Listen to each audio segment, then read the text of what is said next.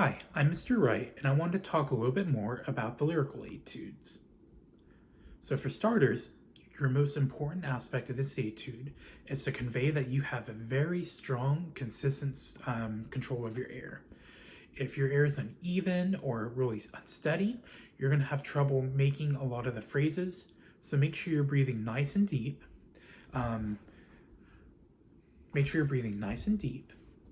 you're thinking about a more horizontal motion of the air versus note to note to note, or vertical as I would call that. An excellent way to make sure you're using your air efficiently is to try playing the exercises in their phrases without any vibrato and focus on listening to the sound. Make sure it's not wavering or everywhere. So I'm going to play 1 through 4, no vibrato, and I want you to just hear how very steady the sound is. Think of it almost being like a brick wall.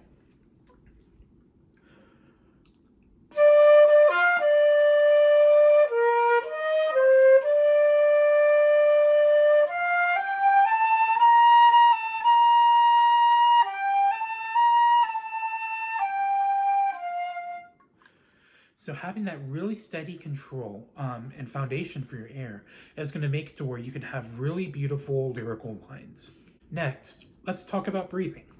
There are quite a few different places to breathe. Your main goal is to not interrupt the phrase or to sound abrupt with your phrasing or with your breathing. For me, I have a few different places I would breathe. My first one is in measure 4, in between the F's and beat 3. I'm going to start at measure 3 to give you an example.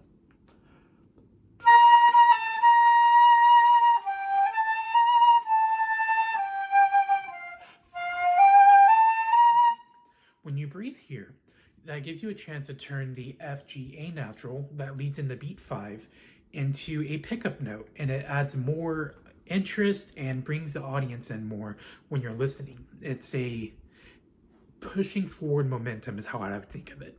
So make sure you take just a nice relaxed breath. If you're thinking of a syllable to use when you're breathing, think of an O sound. That's going to be the fastest, easiest way to take a deep breath without becoming behind on time. Other places to breathe, normally you would not want to breathe on the bar lines. The only exception to that is if it's at the end of a phrase. So for me, I see that next being at the end of 6 going into measure 7. So I'm going to start at measure 5.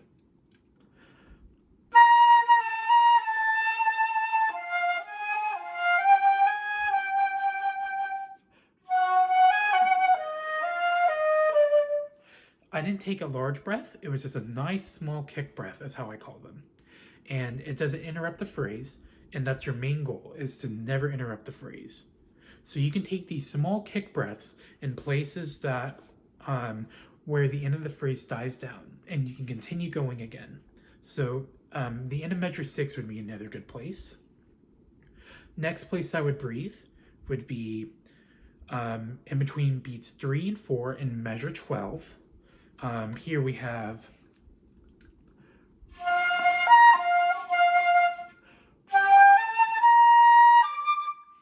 that's a great place because the end of the half note is starting to diminish a little bit. So you can taper that just right and then take a nice big breath and then go right into beat 4. Follow the line and continue playing that dynamics and bringing out some of the repeated notes. For example, in measure 13.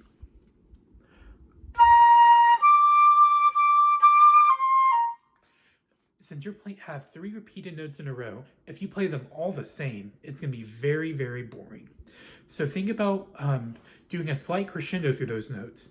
B, D, D, D, C, B. And that's going to add more interest. My next place to breathe would be at 14, in between beats 3 and 4. There you can take a nice kick breath again, just as you did at 12. Next place to breathe I would take is in measure 20, on beat 3. This is very similar to the breath we took at beat 4. You take this between the A and the F.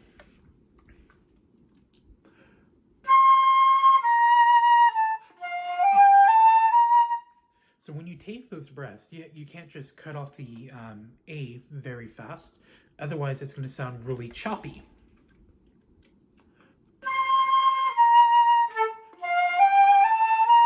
So you want to avoid that. Make sure it's nice and flowing, and when you're doing that A cutoff, it's just a nice taper.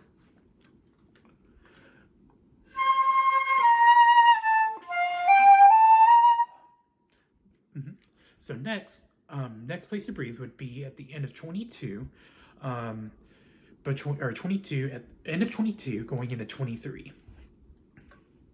I'm gonna start at 21 to give you a sense of that sort of timing.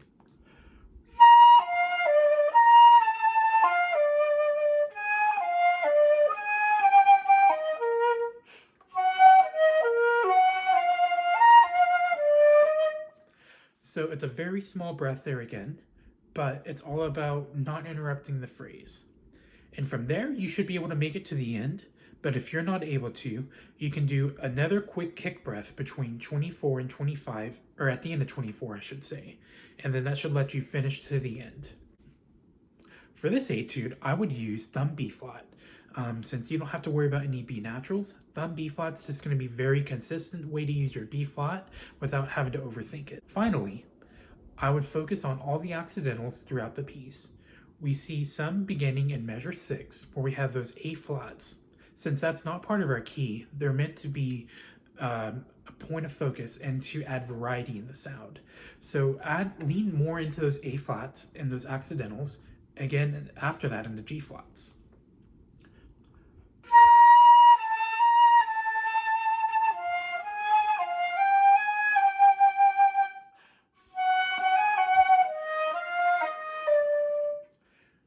So these accidentals are meant to add color to the piece and make it way more interesting.